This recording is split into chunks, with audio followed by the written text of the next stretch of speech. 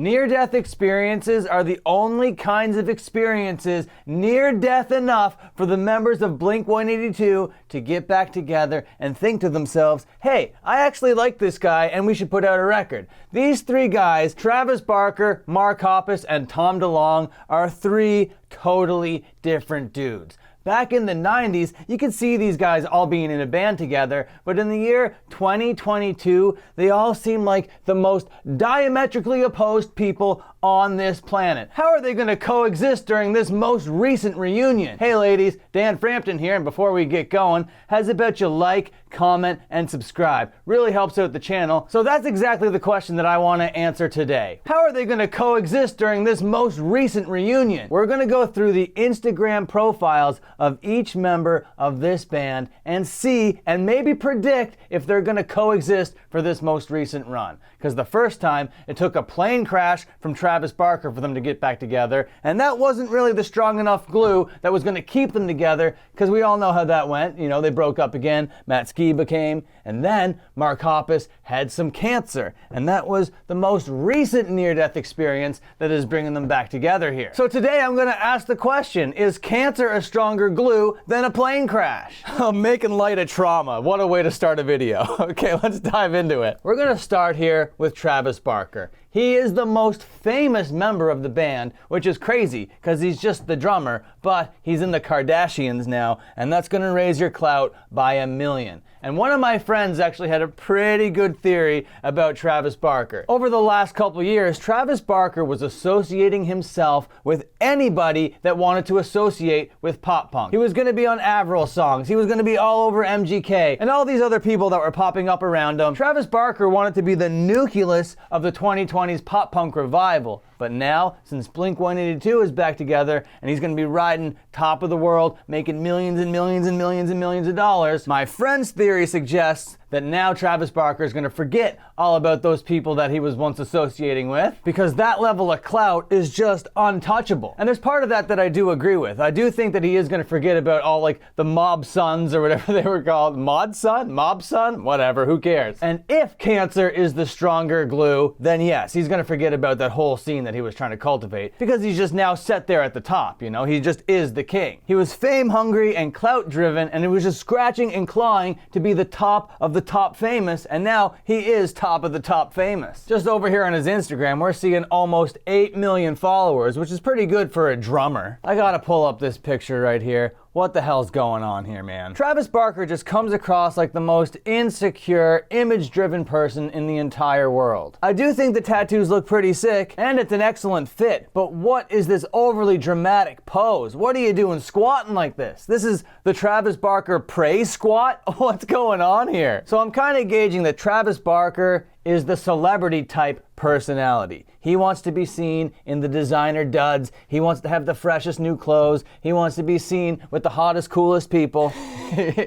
He wants to wear silk and satin and be covered in fucking robes and stuff and be regarded as this fashion guru, I guess. Look at him here with Skelly. And we all know Travis Barker likes to get tattooed, but he's not going to get tattooed by just any tattoo artist. No friggin' way. He's gonna go to a tattoo artist that has 1.8 million followers. The tattoo artist of the celebrities. I don't know if I need to remind this to you guys because of the profile that we're looking at here, but this is a drummer in a pop punk band. And a couple of months ago when they announced that they were coming back, they put out this video for the song Edging, and then they announced the tour. And the tour had the craziest ticket prices because of Ticketmaster's dynamic pricing thing that they have going on. Yeah, let's let an algorithm determine how much these are worth. That sounds like a great idea. $50,000. Wonderful. And then we're looking at this image of the three boys together here on the set in front of one of their giant bunny mascots. And let's just analyze this a little bit, okay? You got Mark Hoppus over here who just looks so happy to be alive. This guy looks so humble and grateful to be here. And then we got Travis Barker over here making this silly little face, being like, I'm so famous. Blink-182 is going to be Blink-182 again. This is so sick. Aren't I the coolest guy? Look at my nipples. Hey, when was the last time you seen my nipples? Here they are.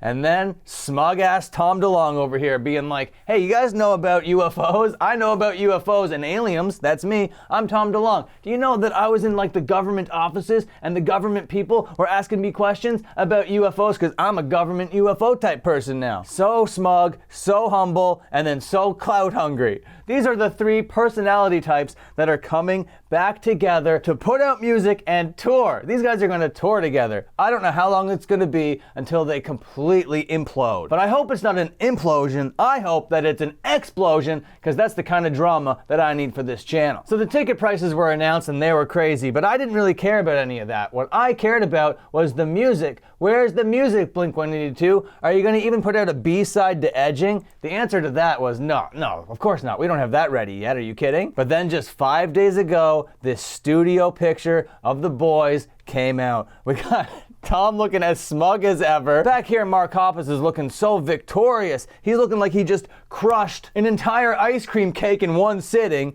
And then, of course, Travis Barker doing the double middle fingers because he's so edgy, because he's so cool, because he's the guy with a million tattoos. This is him, so cool and edgy. And in friend groups, you don't all want to be the same kind of person. That's going to get really stale. But these three dudes are so different from one another that I cannot imagine them coexisting for even one more second. So I'm hoping that cancer is the glue that holds these guys together, because plane crashes and near-death experiences of the violent variety are not strong enough, apparently. Before we move on to the next member of the band, we're gonna have to take a look at what's going on in his stories here today. Okay, so you know Skelly, right? This gigantic skeleton that's sold at like IKEA or whatever. I guess the whole point of this is like he's a 25-foot fucking skeleton, and now he's got a 25-foot Christmas tree. Everything's a flex with this guy.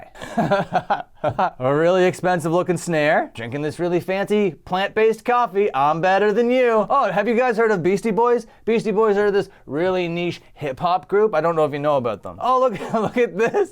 Plant-based 100% slushies. Look at these fucking things. What a goddamn self-fart sniffing son of a bitch. He's gonna eat these things and be like, oh my god, my shit's gonna taste so nice tonight. Okay, let's move on to the next member of the band here. We're gonna look at the returning Tom DeLonge. To me, back in the day, Tom DeLonge was just the personification of a dick joke, okay? He wasn't that serious of a person, and that was the entire appeal of this guy. As the years gone on, he's trying to prove that he is a very serious boy, and he has very serious feelings, and he has deep concerns and interests, okay? And all of that is cool, and I don't want him to lie to us. I want him to be his authentic self, obviously, but his authentic self isn't just that personification of a dick joke. He is a complex individual, for sure. But I just want to direct you to this picture here for a second. This is the studio that some of the Blink-182 stuff is being recorded at. But it's just so funny to see Tom DeLonge kicking back over here, got the New Balances up on the old coffee table, as some other guy's over here engineering a record. And he's like, hey, I'm just casually gonna put my cock here, which is actually kind of refreshing, because now we're melding the Tom DeLonge that I once know, plus the authentic, matured, grown-up Tom DeLonge, and they're the same person. Those two kinds of things can exist together. You can have a serious passion for ufology or whatever, and also appreciate a good dick joke. But I really don't know how Tom DeLonge is like a 50-year-old still doing the fuckboy thing.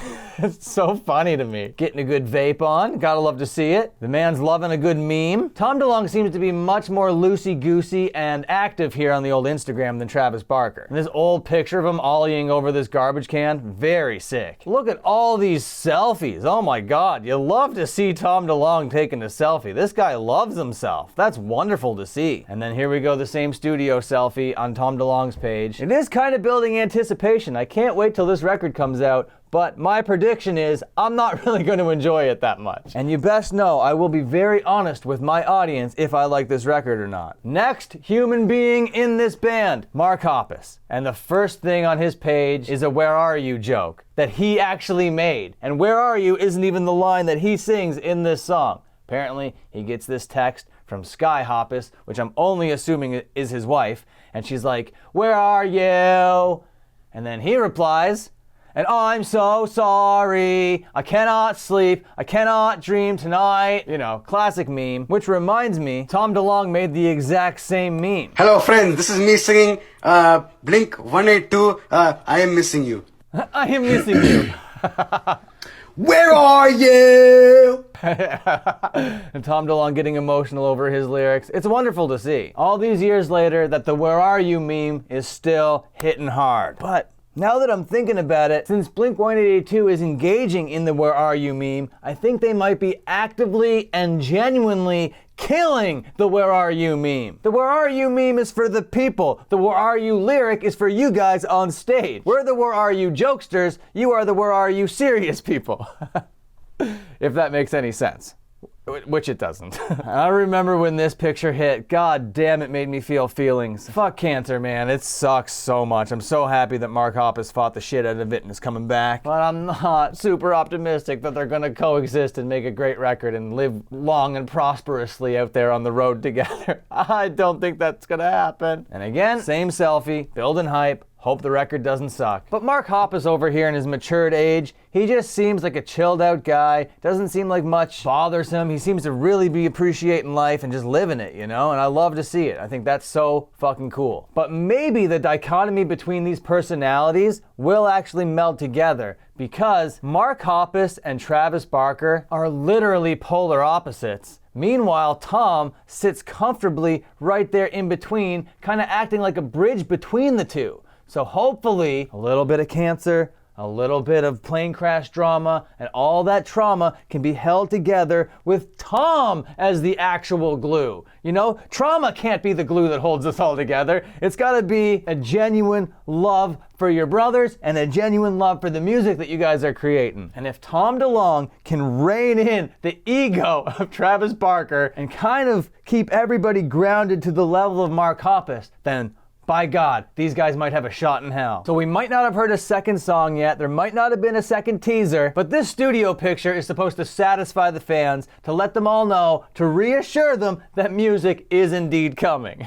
Which I think it does that. But if the merch is an indicator, this music is gonna slap, because this merchandise rules ass. I'm not gonna do a deep dive on the merchandise right now. I have a video planned, a whole like pop punk merchandise video that I'm gonna go through, and this is gonna be in that video. So until then, you're gonna wanna subscribe with the notifications on. So who's your favorite member of Blink-182? Do you think that they're gonna stay together for the kids? Are they gonna coexist out there on the road? When's this record coming out? Is this record gonna be good? All of your opinions I'm genuinely interested in, so please use the appropriate commenting devices down below. If you enjoyed this video, before you bounce on out of here, please like, comment, and subscribe. Ring the bell if you're cool as hell, and until my next upload, you can watch another upload.